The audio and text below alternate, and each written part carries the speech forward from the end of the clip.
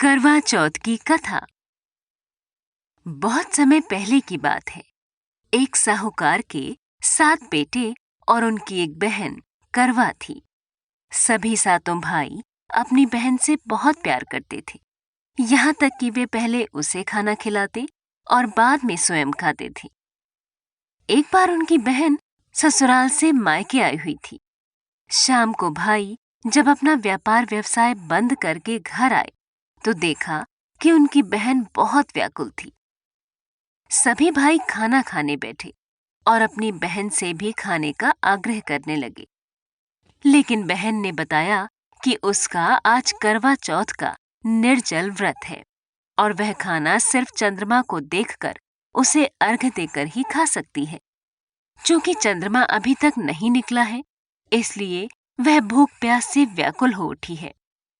सबसे छोटे भाई से अपनी बहन की हालत देखी नहीं जाती और वह दूर पीपल के पेड़ पर एक दीपक जलाकर चलनी की ओट में रख देता है।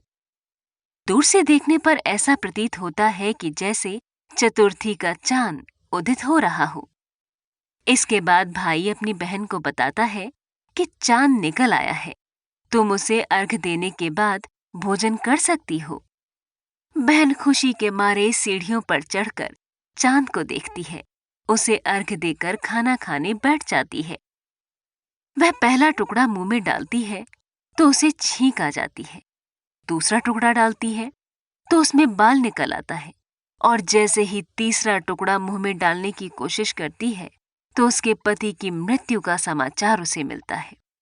वह बौखला जाती है। उसकी भाभी उसे सच्चाई से अवगत कराती है कि उसके साथ ऐसा क्यों हुआ। करवा चौथ का व्रत गलत तरीके से टूटने के कारण देवता उससे नाराज हो गए हैं और उन्होंने ऐसा किया है। सच्चाई जानने के बाद करवा निश्चय करती है कि वह अपने पति का अंतिम संस्कार नहीं होने देगी और अपने सतीत्व से उन्हें पुनर्जीवन दिलाकर रहेगी। वह पूरे 1 साल तक अपने पति के शव के पास बैठी रहती है, उसकी देखभाल करती है।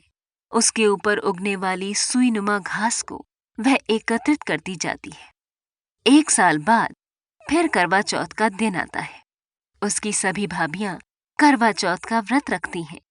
जब भाभियां उससे आशीर्वाद लेने आती हैं, तो वह प्रत्येक भाभी से यम सुई ले लो, प्रिय सुई दे दो, मुझे भी अपनी जैसी सुहागिन बना दो, ऐसा आग्रह करती है। लेकिन हर बार भाभी उसे अगली भाभी से आग्रह करने का कहकर चली जाती है। इस प्रकार जब छठे नंबर की भाभी आती है तो करवा उससे भी यही बात दोहराती है। ये भाभी उसे बताती है कि चूंकि सबसे छोटे भाई की वजह से उसका व्रत टूटा था, अतः उसकी पत्नी में ही शक्ति है कि वह तुम्हारे पति को दोबारा जीवित कर सकती है। इसलिए जब वह आए तो तुम उसे पकड़ लेना और जब तक वह तुम्हारे पति को जिंदा न कर दे उसे नहीं छोड़ना। ऐसा कहकर वह चली जाती है। सबसे अंत में छोटी भाभी आती है।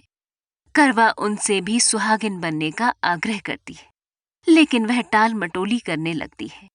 इसे देख करवा उन्हें जोर से पकड़ लेती है और अपने सुहाग को जिंदा करने के लिए कहती है। भाभी उससे छुड़ाने के लिए नोचती है, खसूटती है, लेकिन करवा नहीं छोड़ती है। अंत में उसकी तपस्या को देखकर भाभी पसीज जाती है और अपनी छोटी अंगुली को चीरकर उसमें से अमृत उसके पति के मुंह में डाल देती है। करवा का पति तुरंत श्री गणेश कहता हुआ उठ बैठता है। इस प्रकार प्रभु कृपा से उसकी छोटी भाभी के माध्यम से करवा को अपना सुहाग वापस मिल जाता है।